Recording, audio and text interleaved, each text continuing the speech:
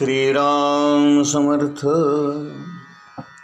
गोपाल कृष्ण भगवान की जय.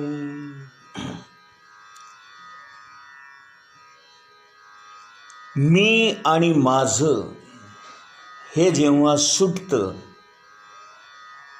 आपलं हवं नको पण संपतं, आपली आसक्ती सुटते, आपल्या अंगी वैराग्य येतं, यालाच ज्ञानेश्वर महाराज कर्मसन्यास असं म्हणतात. कर्म करूनच या सगळ्या गोष्टी प्राप्त करायच्या असतात आणि हा जो संन्यास आहे यालाच समाधी योग असंही त्यांनी म्हटलेलं आहे. गीता या समाधीविषयी सांगते आहे. तर गीतेमध्ये 2ऱ्या अध्यायामध्ये अर्जुन भगवंताला प्रश्न विचारतो. अर्जुन उवाच स्थितप्रज्ञस्य का भाषा समाधिस्थस्य केशव स्थितधीः किं प्रभाषेत किं आसीत व्रजेत किं. अर्जुनाने भगवंताला प्रश्न विचारलाय की हे भगवंता, स्थितप्रज्ञ कुणाला म्हणावं, त्याची भाषा कशी असते, तो बोलतो कसा, तो चालतो कसा, त्याची समाधी अवस्था कशी असते, नाही का, त्याचं आचरण कसं असतं, त्याला आपण कसं ओळखायचं, या गोष्टी तू आम्हाला समजावून सांग. यावर भगवान श्रीकृष्ण अर्जुनाला सांगतायत, अर्जुना, स्थितप्रज्ञ त्यालाच म्हणायचं की जो हरिख शोक रहितू आत्मबोध भरितू होऊनी कर्म करत राहतो. म्हणजे स्थितप्रज्ञ कुणाला म्हणायचं की ज्याच्या आयुष्यामध्ये आनंदही नाही आणि दुःखही नाही, शोकही नाही आणि सुखही नाही आणि दुःखही नाही, आणि जो आत्मबोधाने भरलेला आहे, ज्याच्या मनामध्ये बुद्धीमध्ये आत्म्याविषयीचं ज्ञान परिपूर्णपणे ठासून भरलेलं आहे, आणि अशी अवस्था प्राप्त होऊन देखील जो आपल्या वाट्याला आलेलं कर्म करतच राहतो, त्याला स्थितप्रज्ञ म्हणायचं. खरी समाधी ही खड्डा खणून आत जाऊन बसायचं आणि वरून माती लोटायची याला म्हणत नसून, खरी समाधी ही कर्म करत असतानाच होते. म्हणजे कसं, 1-2 उदाहरणं सांगतो म्हणजे तुमच्या लक्षात येईल. एखादा चित्रकार असतो, तो चित्र काढता काढता त्या चित्रामध्ये इतका रंगून जातो, इतका मग्न होतो की त्याला आजूबाजूला काय चाललंय याचं भान राहत नाही. एवढंच काय, आपण जेवलो आहे का, आपल्याला तहान भूक लागली आहे का, आपल्या शरीराला काय यातना होत आहेत का, याचंही त्याला भान राहत नाही. अशी जेव्हा आपण देहभान हरपून तल्लीनता प्राप्त करतो आणि आपल्या मनातला देहभाव पूर्णपणे जातो आणि जे कर्म आपण करत असतो त्या कर्मामध्येच आपण हरवून जातो, अर्जुना, हीच खरी समाधी होय, असं भगवंत अर्जुनाला सांगतात. आणखीन एक उदाहरण सांगतो. एखादा गायक आहे, तो पहाटे उठून 4-4:30 वाजता रियाज करायला बसलेला आहे. अत्यंत सुरामध्ये तंबोरे लावलेले आहेत आणि तो त्या नाद ब्रह्माशी एकरूप झालेला आहे. आणि त्याचं सर्व भान हरपून गेलेलं आहे.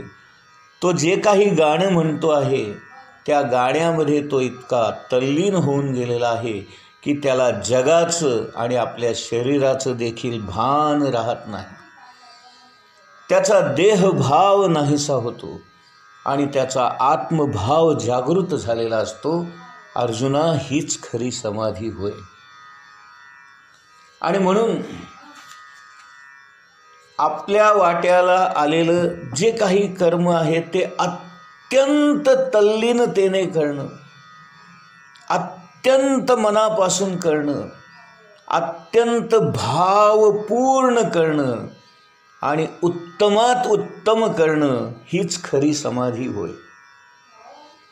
म्हणून गीतेचं जे साधन गीतेमध्ये सांगितलेलं आहे त्या साधनाची सुरुवातही कर्मानेच होते आणि शेवटही कर्मानेच होते, पण शेवटी मात्र नैष्कर्म्यता प्राप्त होते. म्हणजे कर्म करून सुद्धा करते पण आपल्याकडे शिल्लक राहत नाही, त्यामुळं ते कर्मच निष्कर्म किंवा नैष्कर्म्य ठरतं.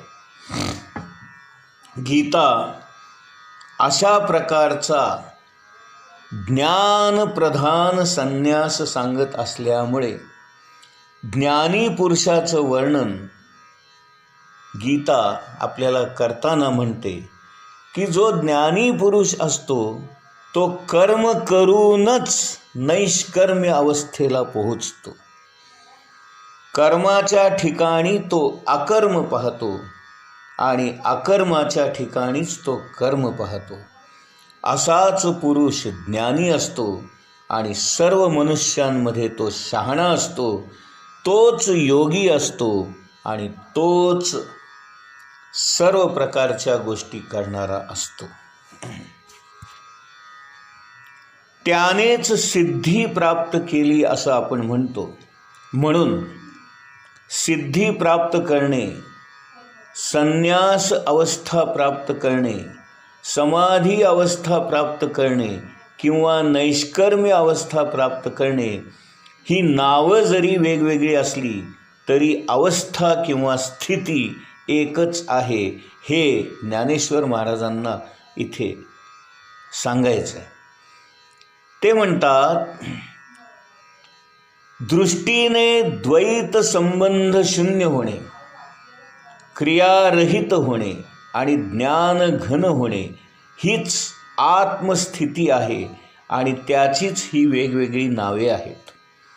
अशा स्थितीला जेव्हा आपण प्राप्त होतो तेव्हा त्याला नैष्कर्म्य अवस्था म्हणतात. आणि कर्म टाकणे म्हणजे नैष्कर्म्य नव्हे, हे लक्षात घ्या.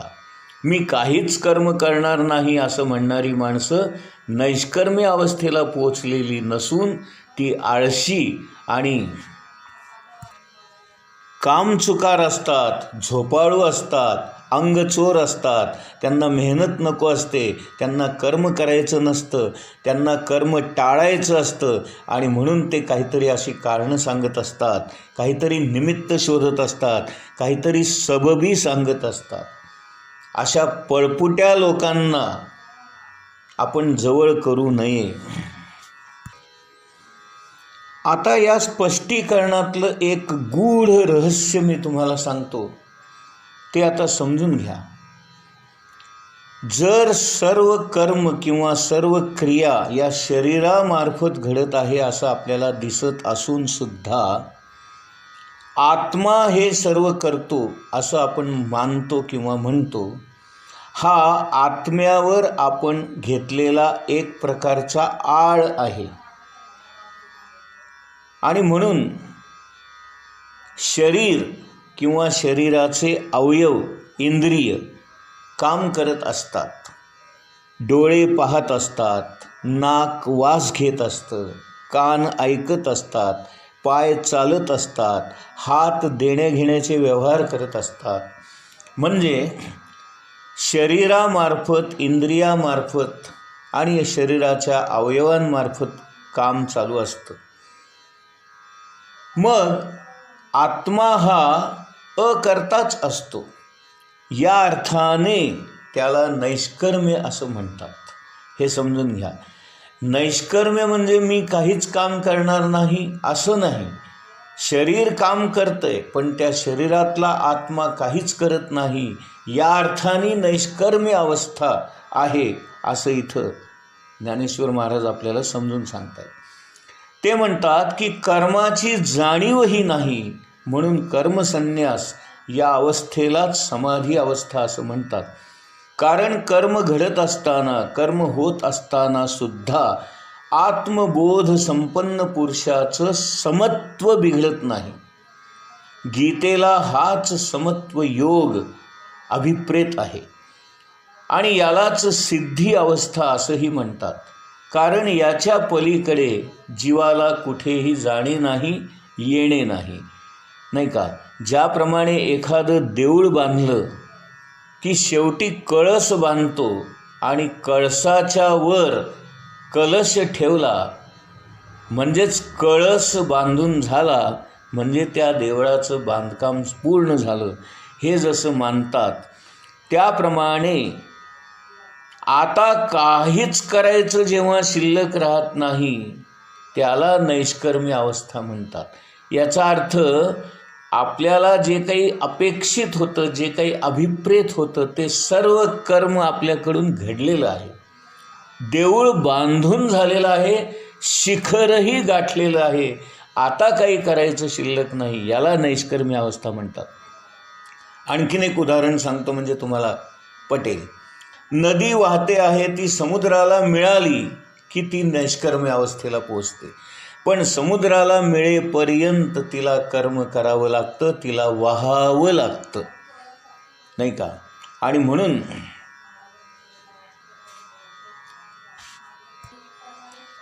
आत्मानुभव प्राप्त जरी झाला तरी शरीराला मरण येईपर्यंत आपल्या हातून कर्म घडतच राहणार आणि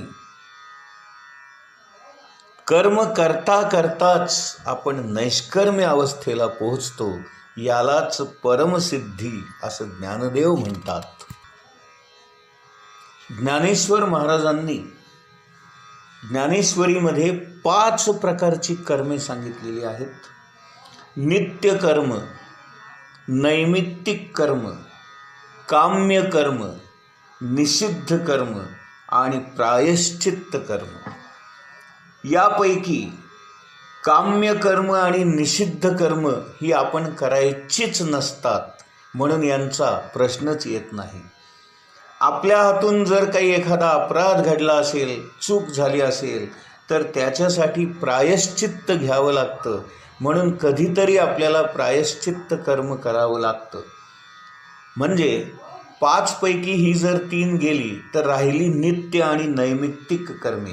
नित्य कर्म याचा अर्थ जो नित्य आहे भगवंत, त्या नित्यासंबंधी आपण जी काही कर्मे करतो त्याला नित्य कर्म म्हणतात. नित्य कर्म म्हणजे रोज करायचं कर्म असा अर्थ कृपया घेऊ नये. नित्य म्हणजे रोज, नेहमी हा जरी व्यवहारातला अर्थ असला तरी कर्माच्या बाबतीमध्ये नित्य कर्म याचा अर्थ नित्य असणारा भगवंत आणि त्या भगवंतासंबंधी म्हणजे त्या नित्यासंबंधी जे काही कर्म आपल्या हातून घडतं म्हणजे पूजा असेल, वंदन असेल, त्याच्यानंतर भजन असेल, नामस्मरण असेल, कीर्तन असेल, प्रवचन असेल, वाचन असेल, श्रवण असेल, मनन चिंतन असेल, नाही का. तर या सगळ्या गोष्टी ज्या भगवंताच्या संबंधाने आपण करतो, जो नित्य आहे त्या नित्यासाठी जी कर्म आपण करतो त्याला नित्य कर्म म्हणायचं. आणि ही कर्म आपल्याला सर्वांनाच करावी लागतात. नैमित्तिक म्हणजे काही निमित्ताने, म्हणजे समजा रामनवमी आली मग त्या दिवशी रामाचं सगळं आपण करतो. गोकुळाष्टमी आली त्या दिवशी आपण कृष्णाच्या संबंधी सगळं करतो. महाशिवरात्र आली त्या दिवशी आपण शंकरासंबंधी करतो. म्हणजे अनेक प्रकारच्या देवदेवता, अनेक प्रकारचे नित्य नैमित्तिक उत्सव या जगामध्ये होत असतात. आणि आपण त्या उत्सवामध्ये सहभागी व्हावं, त्याला त्या निमित्ताने घडणाऱ्या नामस्मरणामध्ये, कीर्तन प्रवचनामध्ये, भजनामध्ये आपण सहभाग घ्यावा. याला नैमित्तिक कर्म असं म्हणतात. काही निमित्ताने आपण ते केलेलं असतं. आणखीन एक उदाहरण म्हणजे समजा आपल्याला कुठला तरी यज्ञ करायचा आहे, काहीतरी आपल्या हातून अनुष्ठान करायचं आहे, काहीतरी आपल्याला भगवंताची सेवा करायची आहे, कुठला तरी आपल्याला विशेष असा जप करायचा आहे, म्हणजे यालासुद्धा त्या निमित्ताने घडून येणारं कर्म, म्हणून त्याला नैमित्तिक कर्म असं म्हणतात. आता नित्य आणि नैमित्तिक कर्म ही जी आपल्या वाट्याला आलेली असतात ती शास्त्राच्या संबंधाने करत राहणे आणि आपला वर्ण कुठला, आपला आश्रम कुठला, या वर्ण आश्रम संस्थेने घालून दिलेल्या नियमाप्रमाणे नित्य नैमित्तिक कर्म करणं आणि ती ईश्वरार्पण बुद्धीने करणं आणि त्या कर्मापासून कुठल्याही फळाची अपेक्षा न करता, नाही का, निष्काम होऊन कर्म करणं, हे कर्मयोगाचं रहस्य आहे. आणि हे कर्मयोगाचं रहस्य आपण समजून घ्यायचं आहे. आणि शेवटी ज्ञानेश्वर महाराज म्हणतात, सर्वात्मक असणाऱ्या त्या सर्वेश्वराला आपल्या या स्वकर्म कुसुमांची पूजा करून त्या पूजेचा पुष्पहार त्याला अर्पण केला की भगवंत प्रसन्न होतो. आणि म्हणून अशा प्रकारे आपण सर्वांनीच आपल्या या स्वकर्म कुसुमांची माला भगवंताला अर्पण करूया आणि त्याची कृपा प्राप्त करून घेऊया. हाच गीतेने आपल्याला दिलेला कर्मयोग आहे. गोपाल कृष्ण भगवान की जय.